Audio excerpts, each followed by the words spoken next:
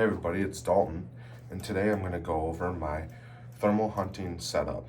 I get a lot of questions about what gun do you use, what call do you use a binocular or a monocular, what caliber do you shoot, what scope, so today we're going to go over that. This is my 22 Creedmoor. It's an impact action 737 chambered with a TS Customs carbon barrel on a Foundation Ezekiel Hunter carbon stock and the black camo, as you can see. And then I have the T-back, what is Thunder Beast, Magnus CB suppressor on here. So this is the full-size one.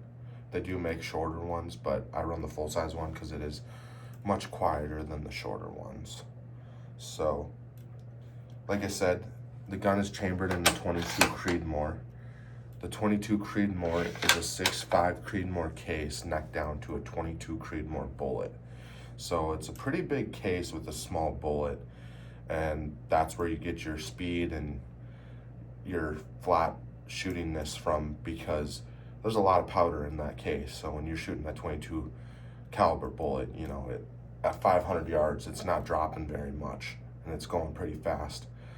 My bullets, when I'm shooting, are moving at about 3,500 feet per second, the way I have them reloaded. And I'm shooting the 69 grain Sierra TMK match tip bullets, and they're devastating. They hammer coyotes. I don't think I've lost one since I've switched to that bullet. I mean, they explode, and if you look at videos on my channel, you can see that they just anchor them. There ain't a whole lot to look for once you shoot them with this thing. This gun is very lightweight, and that's one of the reasons that I built it the way it is because when you're carrying it out to your stand and stuff, I didn't want a super heavy gun that was gonna be a pain to move around and stuff. So this gun and setup is fairly light for what it is. Thermal scopes weigh 3-4 pounds, so it's still decently heavy, but compared to a lot of setups, it's pretty light. I have the metal MDT mags, 5-round mags in here.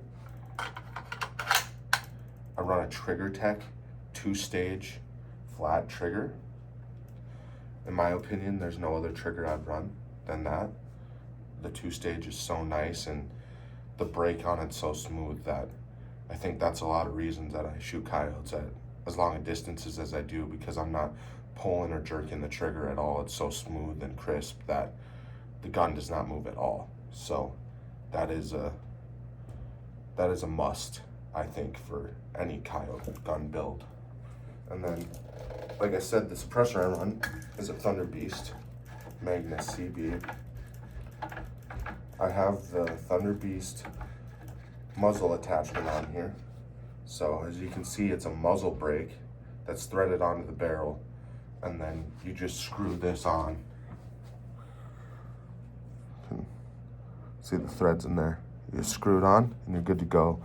You can swap this from gun to gun. If you have different attachments on different guns, you can just do the quick attach, like I just took it off, and I'll show you guys putting it on. It's super simple, and this suppressor is, I waited 2 years for this suppressor, so it is the best suppressor in my eyes for a bolt gun. But yeah, you just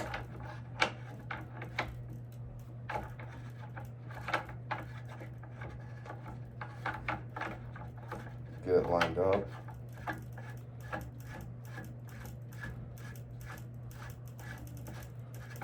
Get it hand tight, give it a little oomph, you're good to go. Now she's ready to shoot now.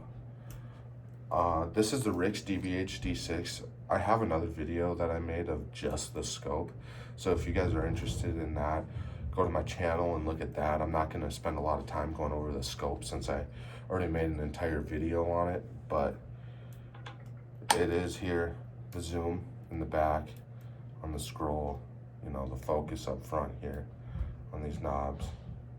There's not a whole lot I have to go over on that since I already did that. And then lot of people ask me, do you recommend a monocular or a binocular? And me personally, I like binoculars over monoculars.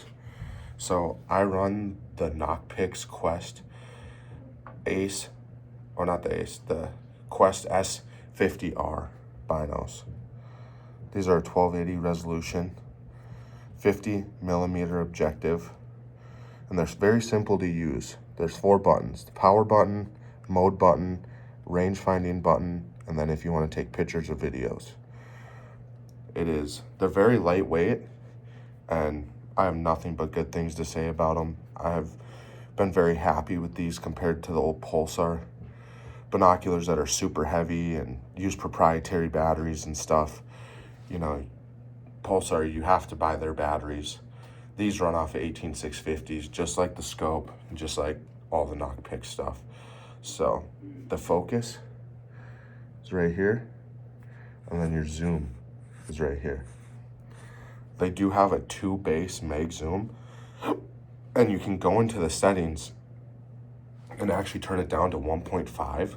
So if you're driving and scanning and you want to have a little more field of view, you can turn it down a little bit, but I usually leave them at 2 base. I think that's plenty good. And then, you know, if I see something that I want to zoom in on it, you just turn the scroll, zoom in, bring it back out.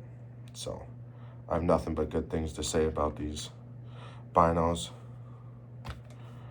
The battery port is right underneath here. They just take 18650s. Super simple. Slide it in, turn it, good to go. So there is an internal battery on these too. So if your external battery runs out and you don't have any more, you can still use them because you have an internal battery that will keep running. But you can also do what I call a hot exchange. You can, if it dies, you just open it up, take it out, put a new one in, and then it'll run right off of the new battery and it'll save your internal battery. So I seem to be getting about 4 to 5 hours on a battery in these. I do put them in sleep mode when I'm not using them to conserve battery, but obviously the colder it is, the less time you're gonna get off your batteries. So just keep that in mind. They do come with 2 batteries. I'd recommend at least getting 2 more so you don't run out, because once the internal battery's done and your external batteries are out, they're useless. You're not gonna be able to use them anymore. So definitely recommend having extras of those. And then last but not least, my call is a Freak ultrasonic game call. Comes in this pouch. Looks like this. The on-off switch. On switch. Off switch. This thing is pretty awesome. It lasts a very long time. It comes with lithium battery packs that are rechargeable.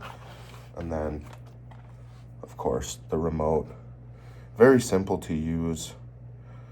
I believe it comes with like 200 pre-set sounds on there. So there's different categories: raccoon, quail, deer, pig, rabbit,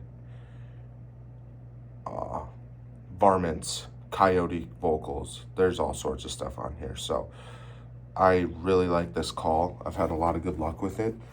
I don't know if it's necessarily the best call on the market, but I've had very good luck with it and definitely recommend it to anybody that wants to get in. And then these are the battery packs.